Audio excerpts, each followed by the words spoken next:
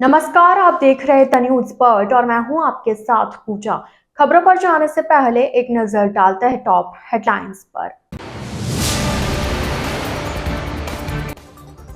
हस्तशिल्प उत्सव 2025 में बच्चों ने गीता बाल संस्कार प्रतियोगिता में दिखाया उत्साह।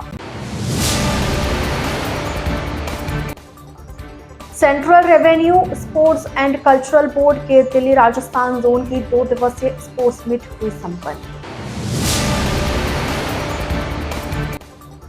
कैबिनेट मंत्री से मिलकर कुड़ी भक्ताजनी को नगर निगम में शामिल करने की मांग।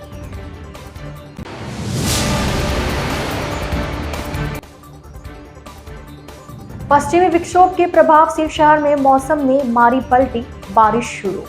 तो यह थी हेडलाइंस और अब खबरें विस्तार से। रामलीला मैदान में 9 जनवरी से 19 जनवरी तक आयोजित हो रहे पश्चिमी राजस्थान उद्योग हस्तशिल्प उत्सव 2025 में शनिवार को गीता संस्कार प्रतियोगिता का आयोजन किया गया।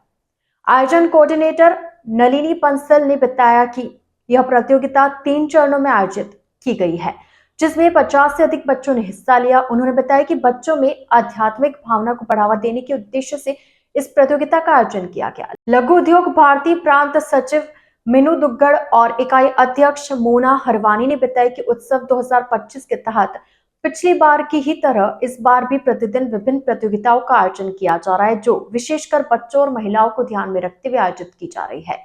प्रतियोगिता में विजेता बच्चों को पुरस्कृत कर उनका उत्साहवर्धन किया गया। कार्यक्रम में जयपुर प्रांत महामंत्री सुनीता शर्मा, इकाई अध्यक्ष सांची राणा, सदस्य श्रवण मुख्य अतिथि के रूप में मौजूद रहे। वहीं कार्यक्रम के दौरान प्रदेश संयुक्त महामंत्री मंजू सारस्वत सहित महिला इकाई की पूरी टीम मौजूद रही। आयोजन को सफल बनाने में स्वाति अग्रवाल, स्वाति शर्मा, निधि सिंह, मनीषा शर्मा की विशेष भूमिका रही।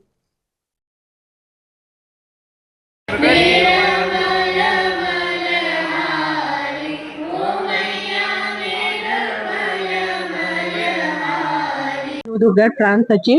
ये पश्चिमी हस्तशिल्प उद्योग और उत्सव 2025 में हमने ये आज गीता संस्कार प्रतियोगिता रखी है। ये पिछले साल भी हुआ था और ये मेले का एक आकर्षण रहता है कि अपनी भारतीय संस्कृति को किस तरह से और आगे बढ़ाते रहे। जो आजकल के बच्चे हैं वो इससे कैसे जुड़े और कैसे इस संस्कृति को अपनाएं। तो इस मेले में हम इस तरह की प्रतियोगिताएं करा रहे हैं। मेला 9 तारीख से शुरू हुआ है और 19 तक चलेगा, जिसमें रोज का दिन में 2 से 5 बजे तक विभिन्न प्रकार की प्रतियोगिताएं ये महिला इकाई करा रही है इस मेले में। तो ये हमारा उद्देश्य यही है कि जितने भी प्रतियोगिताएं होती हैं और प्रतियोगी इसमें भाग लेते हैं, उनको एक प्लेटफॉर्म दें जिससे कि वो अपनी एबिलिटीज, अपनी क्वालिटीज को यहाँ पर प्रदर्शित करें और अपने उत्थान के लिए आगे बढ़ें। धन्यवाद।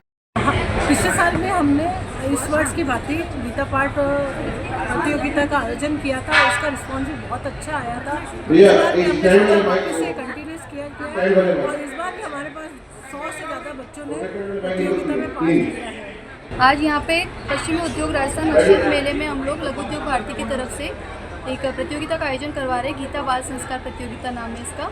ये प्रतियोगिता का मेन उद्देश्य हमारा ये है कि आजकल जो बच्चे टीवी और मोबाइल और इनसे बहुत ज़्यादा वो हो रहे हैं, तो उन लोगों को अपने संस्कारों को प्रोत्साहित करने के लिए हम लोग ये प्रतियोगिता करवा रहे हैं यहाँ पे। और इसमें ज़्यादा से ज़्यादा लोग अगर भाग लें और ज़्यादा से ज़्यादा बच्चे इससे प्रोत्साहित होकर आगे अपने संस्कारों की तरफ बढ़ें। अखिल भारतीय राष्ट्रीय शैक्षिक महासंघ के तत्वावधान में आयोजित 2 दिवसीय 63वें प्रदेश अधिवेशन का समापन शनिवार को जोधपुर के मारवाड़ इंटरनेशनल सभागार में हुआ। अखिल भारतीय राष्ट्रीय शैक्षिक महासंघ के दीपक शर्मा ने कार्यक्रम के बारे में जानकारी देते हुए बताया कि उद्घाटन समारोह में प्रदेश के उप मुख्यमंत्री प्रेमचंद बेरवा मुख्य अतिथि के रूप में शामिल हुए। वहीं इस 2 दिवसीय समारोह में प्रदेश के विभिन्न जिलों से आए 2000 से भी अधिक शिक्षकों ने भाग लिया। इस दौरान शिक्षकों के सामने आने वाली कई समस्याओं के बारे में चर्चा करते हुए उनके समाधान हेतु प्रेस वार्ता की गई। उन्होंने बताया कि वर्तमान समय में समाज और राष्ट्र के अनेक विषयों में शिक्षकों की विशेष भागीदारी रहती है, इसलिए ऐसे विषयों पर भी चर्चा करते हुए शिक्षकों की भूमिका तय की गई। अखिल भारतीय राष्ट्रीय शैक्षिक महासंघ उच्च शिक्षा क्षेत्र का जो संगठन है राजस्थान का, इसका 63वां अधिवेशन आज पूर्ण हुआ है और इस 2 दिवसीय अधिवेशन में 2000 से अधिक शिक्षकों ने भाग लिया। पूरे राजस्थान के अलग अलग भागों से प्रतिनिधित्व रहा है। इस के उद्घाटन सत्र में हमारे विभाग के मंत्री और राज्य के उप मुख्यमंत्री माननीय प्रेमचंद जी बैरवा उपस्थित रहे और इसके अलावा केंद्रीय कृषि राज्य मंत्री श्री भागीरथी चौधरी भी उपस्थित रहे। विभिन्न प्रकार की जो शिक्षकों की समस्याएं हैं उनके संबंध में चर्चा हुई, उनके समाधान की दिशा में क्या क्या हो रहा है और आगे क्या क्या अपेक्षित है, इस संबंध में बातचीत हुई। और इसके अलावा समाज और राष्ट्र के संबंध में अनेक ऐसे विषय हैं जो ये संगठन लगातार इनको उठाता रहता है और अपनी गतिविधियों के माध्यम से, अनेक कार्यक्रमों के माध्यम से उनको प्रस्तुत करता है, उसके विषय में भी बातचीत हुई है। और आज इसके समापन दिवस के दिन प्रातः एक भारत के संदर्भ में, भारत के एट द रेट ऑफ 1947 1947 का भारत कैसा होगी उसकी परिकल्पना के आधार पर एक शैक्षिक संगोष्ठी का भी आयोजन किया गया। इसमें शिक्षकों ने अपने विचार व्यक्त किए, अपने शोध पत्र प्रस्तुत किए हैं और समारोह में भी हमें राष्ट्र चिंतन के विषय पर आज मार्गदर्शन प्राप्त हुआ है।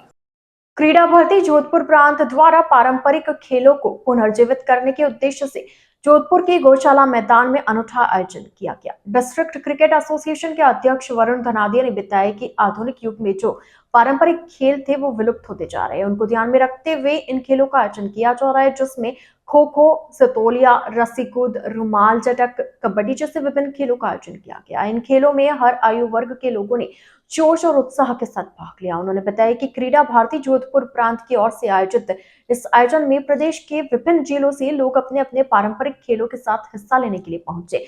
कार्यक्रम में मुख्य सचेतक जागेश्वर गर्ग मुख्य अतिथि के रूप में मौजूद रहे।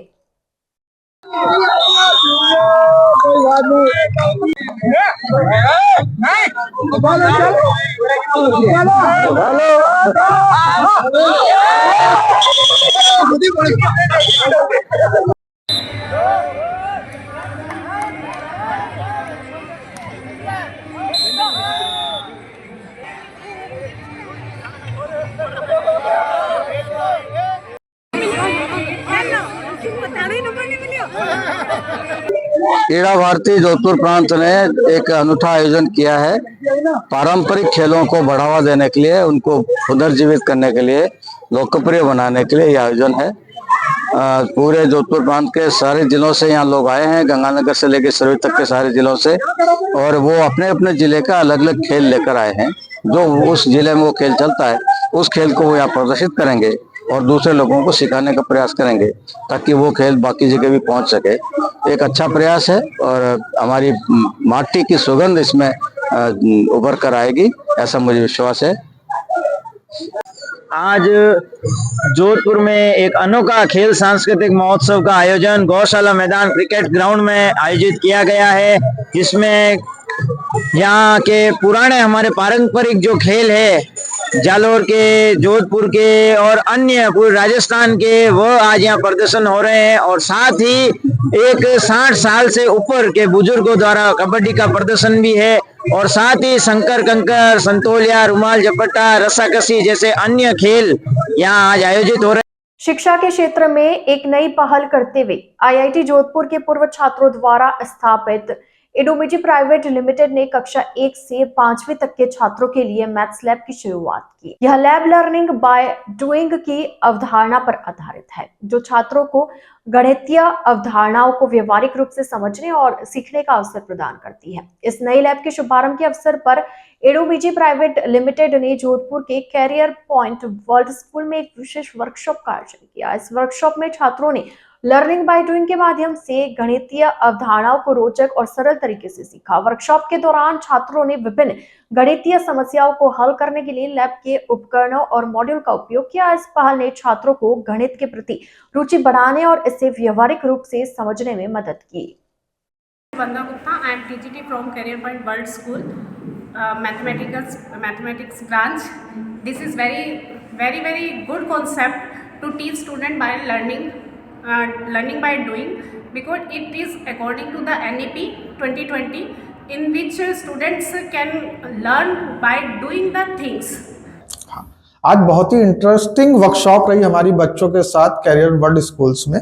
वहां पर बच्चों ने मैथ्स की बड़ी बड़ी प्रॉब्लम को बहुत आसानी से सॉल्व किया। जो प्राइमरी ग्रुप के बच्चे थे ना, वो 8th क्लास की प्रॉब्लम को सॉल्व कर रहे थे। और ये जो हम लोगों ने लैब बनाई है, ये एनईपी के अकॉर्डिंग है, जो कि सिलेबस पर पूरी बेस्ड है, जिससे बच्चा खेल खेल में मैथमेटिक्स सीखता है। आज जो हम लोगों ने वहां पे वर्कशॉप करी, उसमें बच्चा यहाँ से सीखने के साथ साथ अपने क्लासमेट को भी बच्चा सिखा रहा था। ये इंपॉर्टेंट है। मैथ्स बच्चा को सीखने में प्रॉब्लम होती है, बट यहां से वो सीख करके अपने क्लासमेट को सिखा रहा है। ये एक गणित में बहुत ही शानदार क्रांति है।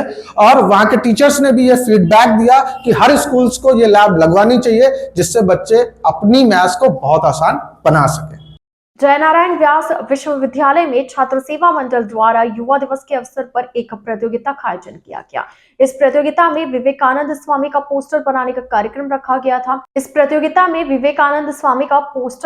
कार्यक्रम रखा गया था। इस अवसर पर छात्र छात्राओं को विवेकानंद स्वामी के जीवन और उनके आदर्शों के बारे में बताया गया। उन्हें यह भी बताया गया कि कैसे नरेंद्र का नाम विवेकानंद पड़ा और उनके गुरु रामकृष्ण परमहंस के बारे में भी जानकारी दी गई। इस कार्यक्रम का उद्देश्य छात्र छात्राओं में विवेकानंद जी के आदर्शों और मूल्यों को प्रेरित करना था, जो उन्हें अपने जीवन में आगे बढ़ने के लिए प्रेरित कर सकते हैं। जयनारायण व्यास विश्वविद्यालय के छात्र सेवा मंडल के अंतर्गत आज युवा दिवस के रूप में स्वामी विवेकानंद जी की जयंती का समारोह मनाया गया, जिसमें पोस्टर प्रतियोगिता का आयोजन किया गया, जिसमें बहुत ही उत्साह के साथ विश्वविद्यालय के समस्त संकायों से लगभग 30 से भी अधिक पोस्टर प्राप्त हुए। और 12 जनवरी कल है, पर कल रविवार होने की वजह से आज ये समारोह आयोजित किया गया। और आज के जो व्याख्यान के लिए जो विवेकानंद जी के जीवन और आदर्शों को आज के संदर्भ में युवाओं के मध्य कैसे रखा जाए, उसके लिए हमारे विशिष्ट व्याख्यान के लिए श्रीमती प्रीति शर्मा और श्री मानस जिले सिंह जी को आमंत्रित किया गया। कार्यक्रम का जो पूरा आयोजन है वो छात्र सेवा मंडल के समन्वयक, सांस्कृतिक सह समन्वयक के साथ में आयोजित कराया गया।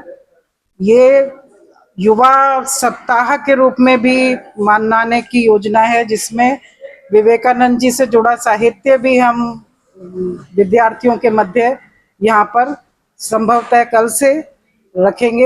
Central revenue sports and cultural board के दिल्ली राजस्थान जोन की 2 दिवसीय स्पोर्ट्स मीट शनिवार को विजेता टीमों को ट्रॉफी वितरण के साथ संपन्न हो गई। सीजीएसटी के अतिरिक्त आयुक्त महिपाल सिंह ने बताया कि प्रतियोगिता में सीजीएसटी, आयकर विभाग और कस्टम विभाग के अधिकारी व कर्मचारियों ने भाग लिया। इसमें बास्केटबॉल, वॉलीबॉल, बैडमिंटन के साथ अन्य प्रतियोगिताएं आयोजित की गई। शनिवार को जिला कलेक्टर गौरव अग्रवाल के आतिथ्य में विजेता टीमों व खिलाड़ियों को पुरस्कृत किया गया।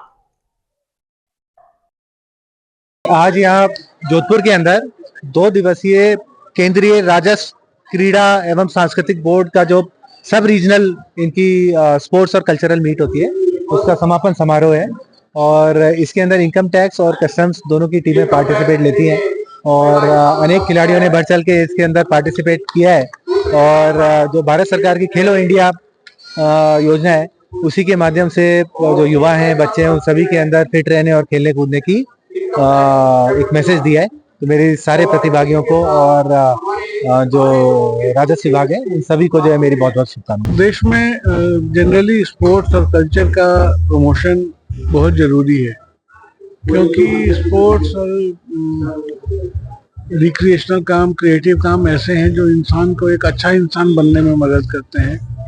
अगर आदमी स्पोर्ट्समैन स्पिरिट के साथ चले तो वो एक दूसरे का सम्मान करना जानता है, अपने ओपोनेंट का सम्मान करना जानता है, उसमें जीतने की एक ललक होती है। लेकिन एक जो ट्रू अच्छा स्पोर्ट्समैन होता है, वो कभी भी बेईमानी से, गलत तरीके से जीतना नहीं चाहता। उस आदमी को सिर्फ जीतना ही नहीं आता, वो अपने हार को भी पचाने की क्षमता सीखता है। इन कारणों से केंद्र सरकार हर साल स्पोर्ट्स और कल्चर को प्रमोट करने के लिए ये टूर्नामेंट ऑर्गेनाइज करवाती है। पहले सब जोनल लेवल पे, फिर जोनल लेवल पे, फिर नेशनल लेवल पे। एक तरह से जिनमें जो खिलाड़ी हैं उनको भी खेलने का मौका मिलता है, अपना हुनर दिखाने का मौका मिलता है। जितने लोग क्रिएटिव हैं उनको भी अपना हुनर दिखाने का मौका मिलता है। तो ये एक प्लेटफॉर्म है जहां आदमी अपनी प्रतिभा को सबके सामने लेकर आ सकता है। पाली में आयोजित एबीवीपी जोधपुर प्रांत के 60वें प्रांत अधिवेशन में प्रांत अध्यक्ष डॉक्टर हीराराम ने सत्र 2025-26 के लिए प्रांत कार्यकारिणी की घोषणा की। जोधपुर महानगर के कार्यकर्ता देव जोशी को प्रांत कार्यकारिणी सदस्य के रूप में मनोनीत किया गया। देव जोशी पूर्व में पुराना शहर के नगर मंत्री रह चुके हैं और वर्तमान में पुराना शहर के भाग संयोजक के रूप में कार्यरत है। उनके मनोनयन पर संगठन के कार्यकर्ताओं ने हर्ष व्यक्त किया। कुड़ी भक्तासनी क्षेत्र को प्रस्तावित नगर निगम के विस्तार में शामिल करने की मांग को लेकर कुड़ी भक्तासनी निवासियों के प्रतिनिधिमंडल ने कैबिनेट मंत्री जोगाराम पटेल से सर्किट हाउस में भेंट की। क्षेत्र के निवासी एवं समाज सेवी दोलाराम डूडी ने बताया कि क्षेत्र के वरिष्ठ नागरिक आरपी सिंह, वीएन सिंह व आशाराम त्रिपाठी के नेतृत्व में किए गए इस प्रतिनिधिमंडल ने नगर निगम जोधपुर के प्रस्तावित विस्तार क्षेत्र में कुड़ी भक्तासनी को भी शामिल किए जाने की मांग कैबिनेट मंत्री से की। आज हम सभी कुड़ी भक्तासनी हाउसिंग बोर्ड के प्रबुद्धजन सर्किट हाउस मंत्री जी से मिलना है और कुड़ी भक्तासनी हाउसिंग बोर्ड को नगर निगम में शामिल करने के लिए मंत्री जी से मिले हम लोग। और आदरणीय जोगाराम जी ने हमको आश्वासन दिया कि कुड़ी भक्तासनी हाउसिंग बोर्ड जो अभी नगर पालिका है उसको नगर निगम में शामिल करेंगे। ऐसा उन्होंने हमको पक्का आश्वासन दिया और बहुत जल्दी इसकी प्रक्रिया को अपनाने का हमको कहा। द न्यूज बर्ड के इस बुलेटिन में फिलहाल वक्त तो चला एक छोटे से ब्रेक का। ब्रेक के बाद जल्द हाजिर होंगे। आप बने रहिए द न्यूज बर्ड के साथ।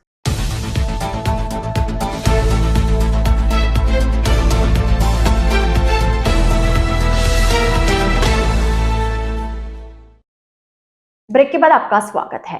प्रयागराज महाकुंभ में राजस्थान की सांस्कृतिक राजधानी सूर्य नगरी जोधपुर से विभिन्न साधु संत और धर्मगुरु पहुंचकर अपनी ओर से कुंभ मेले में आने वाले साधु संतों से लेकर श्रद्धालुओं के प्रति अपना समर्पण भाव से योगदान भी दे रहे हैं। जोधपुर के सेनाचार्य अचलानंद गिरी महाराज के अलावा साध्वी प्रीति प्रियमवंदा भी प्रयागराज महाकुंभ पहुंचकर स्वामी धर्मदास स्वामी देवराम ट्रस्ट की ओर से आयोजित दशावतार कथा कर रहे हैं।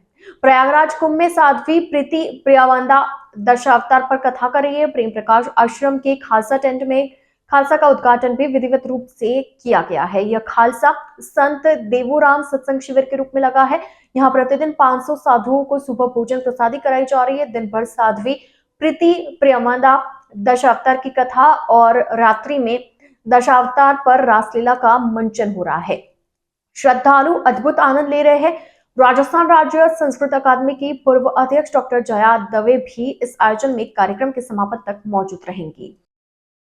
श्री खाटू श्याम परिवार सेवा समिति एवं श्री श्याम चैरिटेबल ट्रस्ट के संयुक्त तत्वावधान में रातानाड़ा माहेश्वरी जनउपयोगी भवन में सत्यवान जिंदल ने बताया कि श्री खाटू श्याम सेवा समिति का 23वां मासिक भजन संध्या एवं प्रसादी का कार्यक्रम आयोजित किया गया। वृंदावन से साध्वी समाहिता दीदी एवं गायक गजेंद्र राव द्वारा बाबा के भजनों की प्रस्तुति दी गई। इस मौके पर संस्थान के अध्यक्ष सत्यवान जिंदल, सचिव राजन अग्रवाल, सह सचिव मुकेश अग्रवाल सहित बड़ी संख्या में श्याम भक्त मौजूद रहे।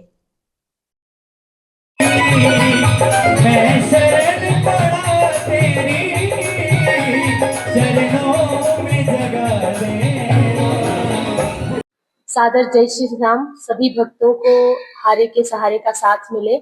आज बहुत बड़ी एकादशी, आज पुत्रदा एकादशी है और आज के दिन लाखों की संख्या में कतारबद्ध होकर बाबा के दर्शन करते हैं। श्याम बाबा की कृपा पूरे विश्व पर बरस रही है।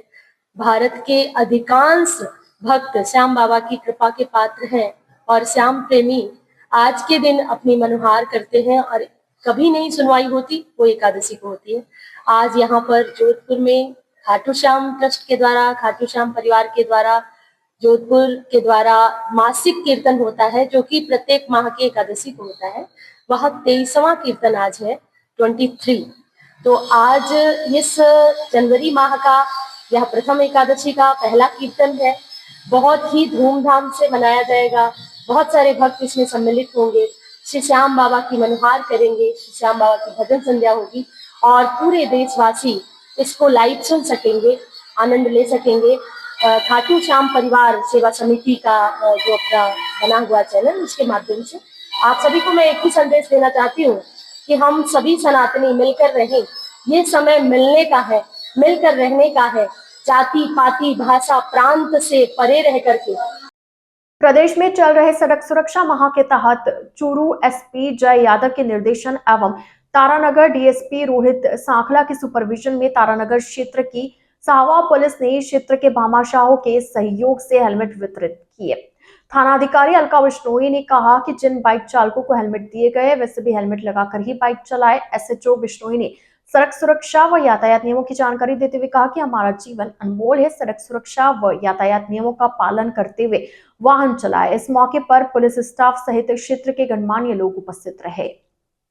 अंदर मैं पार्टी की तरफ हूँ और उसको प्रोग्राम रखे है तो थारा सारा लोग और ज़्यादा किए बताऊँ कुछ समझदार हो आपने सारा लोग एक दो अगर सवारी है तो दोनों जड़ा हेलमेट लगा के आपने सारा लोग चलो ताकि जिसकी दुर्घटना है वे वहाँ पर वंचित रह का।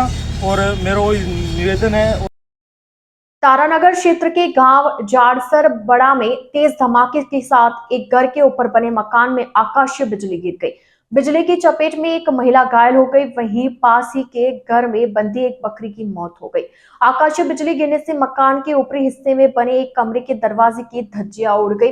मिली जानकारी के अनुसार गांव जाड़सर बड़ा में सुभाष जाट के घर आकाशीय बिजली गिरी जिससे कविता घायल हो गई। वहीं पड़ोसी रामनिवास की एक बकरी की करंट से मौत हो गई। घायल महिला कविता को चूरू के अस्पताल के लिए भेजा गया। वहीं तेज धमाके से गिरी आकाश से बिजली से नवनिर्मित मकान पूरी तरह क्षतिग्रस्त हो गया तथा बिजली सहित अन्य घरेलू उपकरण जलकर खाक हो गए।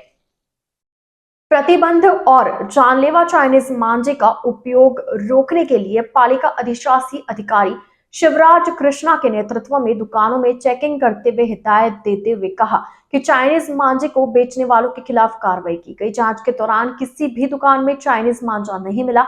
हालांकि सभी दुकानदारों को सख्त हिदायत दी गई है कि चाइनीज मांझा बेचना प्रतिबंधित है। वहीं मोहल्ले में जाकर चाइनीज मांझे के बारे में नागरिकों को जागरूक किया। अधिशासी शिवराज कृष्णा ने कहा कि चाइनीज मांझा बहुत मजबूत और कांच जैसे पदार्थों से युक्त होता है जो कि मानव जीवन के साथ साथ पशु पक्षी और पर्यावरण के लिए घातक है। उन्होंने लोगों से अपील की है कि पतंगबाजी के लिए देसी डोर का उपयोग करें। अगर कोई चाइनीज मांझे को खरीद बेच और इस्तेमाल करता है तो उसके खिलाफ नियमानुसार कार्रवाई की जाएगी।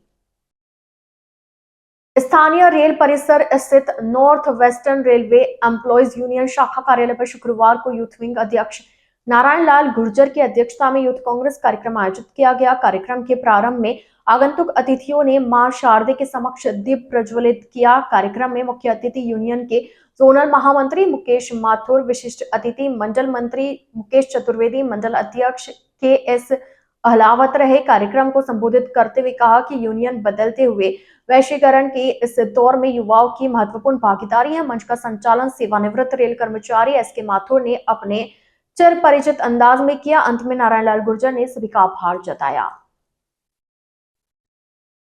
शहर में शनिवार तड़के मौसम बदल गया। यहां सुबह रुक रुक कर बारिश हुई, उसके बाद ठंड का असर बढ़ गया।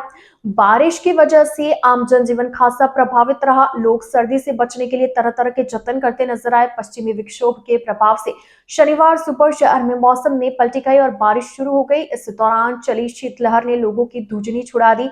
आसमान में बादल छाने के बाद लोग धूप का इंतजार करते रहे। ठंड का असर बढ़ने की वजह से लोग दिन में ठिठुरते नजर आए। अलाव ताप कर लोग सर्दी से बचने की जुगत में दिखे। शहर में आज सुबह से ही बादल छाए रहे, इसके साथ ही ठंडी हवाएं भी चलती रही जिसकी वजह से आम जनजीवन खासा प्रभावित हुआ। शहर में अधिकतम तापमान 22 व न्यूनतम तापमान 13 डिग्री दर्ज किया गया। मौसम विभाग के पूर्वानुमान के अनुसार ही राज्य में देर रात से ही बादलों ने आसमान में अपना डेरा डाल दिया। इसके बाद सुबह हल्की बूंदाबांदी के बीच रुक रुक कर बरसात होती रही। इस बरसात के बाद धरती पुत्र भी काफी खुश है। जाहिर है कि पोष माह के अंतिम दौर और माघ मास की शुरुआत की बारिश को किसानों के लिए अमृत के समान माना जाता है। मावठ की बारिश रबी फसल के लिए फायदेमंद होती है। इससे गेहूं, लहसुन, रायडा, जीरा, प्याज और इसबगोल की फसल की अच्छी ग्रोथ होगी। इसके उलट अपनी फसल को लेकर मंडी तक पहुंचे किसान भी थोड़ा परेशान है। द न्यूज बर्ड के इस बुलेटिन में फिलहाल के लिए इतना ही। आइए चलते चलते एक बार फिर नजर डालते हैं आज की टॉप हेडलाइंस पर। हस्तशिल्प उत्सव 2025 में बच्चों ने गीता बाल संस्कार प्रतियोगिता में दिखाया उत्साह। Central revenue sports and cultural board के दिल्ली राजस्थान जोन की 2 दिवसीय स्पोर्ट्स मीट हुई संपन्न। कैबिनेट मंत्री से मिलकर कुड़ी भक्ताजनी को नगर निगम ने शामिल करने की मांग।